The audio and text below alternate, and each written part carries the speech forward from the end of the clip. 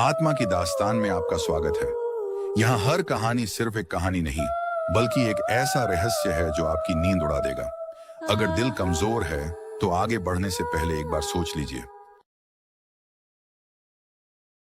जैन के पुराने शहर में, जहां शिप्रा नदी की धारा सदियों से बहती आई है, वहां एक हवेली खड़ी है जिसे लोग चंदन हवेली के नाम से जानते हैं।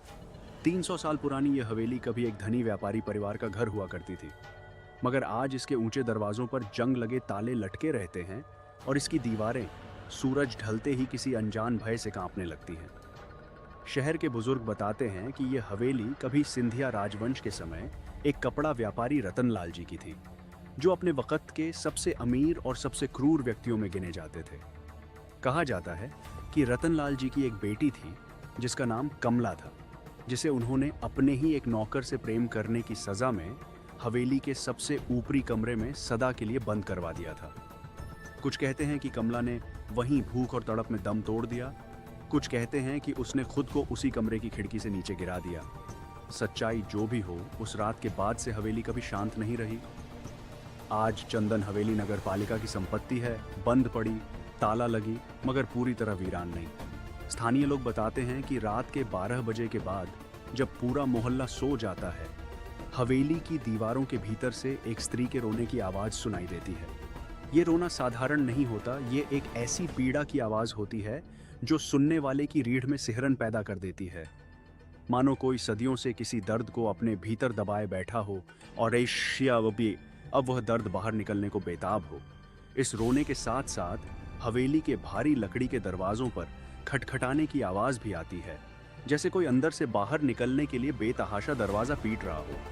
मगर जब कोई हिम्मत करके पास जाकर देखता है तो दरवाजा अपनी जगह पर वैसे का वैसा बंद और स्थिर मिलता है, कोई हिलता हुआ पत्ता तक नहीं। पिछले साल की बात है, शहर के एक स्थानीय पत्रकार विक्रम जोशी ने ठान लिया था कि वह इस रहस्य की सच्चाई जानकर रहेंगे।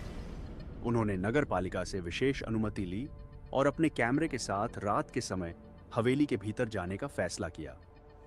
उनके साथ उनका एक पुराना दोस्त मनोज भी था, जो शुरू में मजाक में यह सब उड़ाया करता था।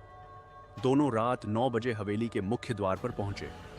चौकीदार ने उन्हें चाबी देते हुए कहा कि वह 11 बजे से पहले लौट आइए, क्योंकि उसके बाद वह खुद भी उस गली की तरफ आने की हिम्मत नहीं करता। भारी दरवाजा खोलते ही एक बासी सीली हुई गंध ने दोनों का स्वागत किया, जैसे सैकड़ों साल की नमी और अंधेरा एक साथ बाहर निकल आया हो। अंदर का आंगन चांदनी में डूबा हुआ था, टूटे हुए झरोखे, उखड़ी हुई नक्काशी और बीच में एक सूखा हुआ तुलसी का चबूतरा जिसकी मिट्टी काली पड़ चुकी थी। विक्रम ने अपना कैमरा ऑन किया और दोनों धीरे धीरे सीढ़ियां चढ़ने लगे, जो हवेली के सबसे ऊपरी मंजिल की तरफ जाती थी, वही कमरा जहां कमला को कैद किया गया था। जैसे जैसे वे ऊपर बढ़ते गए, हवा में एक अजीब सी ठंडक घुलती गई, मानो तापमान हर सीढ़ी के साथ गिरता जा रहा हो। तीसरी मंजिल पर पहुंचते ही मनोज को अपने कंधे पर किसी के छूने का एहसास हुआ। उसने पलटकर देखा, कोई नहीं था, सिर्फ खाली गलियारा और उसमें नाचती हुई धूल के कण। विक्रम ने उसे हौसला देते हुए आगे बढ़ने को कहा और कमरे के दरवाजे तक पहुंच गए, जो आधा खुला था। हालांकि चौकीदार ने बताया था कि यह कमरा सालों से बंद है और उसकी चाबी भी कहीं खो चुकी है। कमरे के भीतर कदम रखते ही दोनों को एक बच्चे के हंसने जैसी नहीं, बल्कि एक औरत के धीमे सिसकने की आवाज सुनाई दी। आवाज कमरे के कोने से आ रही थी। मेरी जहानी एक पुराना टूटा हुआ झूला अब भी लटका हुआ था, बिना किसी हवा के धीरे धीरे हिल रहा था। विक्रम ने कैमरा उस तरफ घुमाया और स्क्रीन पर उन्हें एक धुंधली सी परछाई दिखाई दी। एक स्त्री की आकृति, सफेद साड़ी में, बाल बिखरे हुए, चेहरा झुका हुआ। जैसे ही उन्होंने कैमरे से आंख हटाकर सीधे उस कोने की तरफ देखा, वहां कुछ भी नहीं था, मगर कैमरे की स्क्रीन में वह आकृति अब भी मौजूद थी, धीरे धीरे सिर उठाती हुई। तभी नीचे से, मुख्य द्वार की दिशा से जोर जोर से दरवाजा खटखटाने की आवाजें गूंजने लगी, इतनी तेज कि पूरी हवेली कांप उठी। मनोज ने घबराकर विक्रम का हाथ पकड़ लिया और दोनों तेजी से सीढ़ियों की तरफ भागे। जैसे ही वे नीचे पहुंचे, खटखटाने की आवाज अचानक बंद हो गई और उसकी जगह वही सिसकने की आवाज अब बिल्कुल उनके पीछे सीढ़ियों के ऊपर से आने लगी, जैसे वह स्त्री उनका पीछा कर रही हो। दोनों बिना पीछे मुड़े मुख्य द्वार की तरफ दौड़े।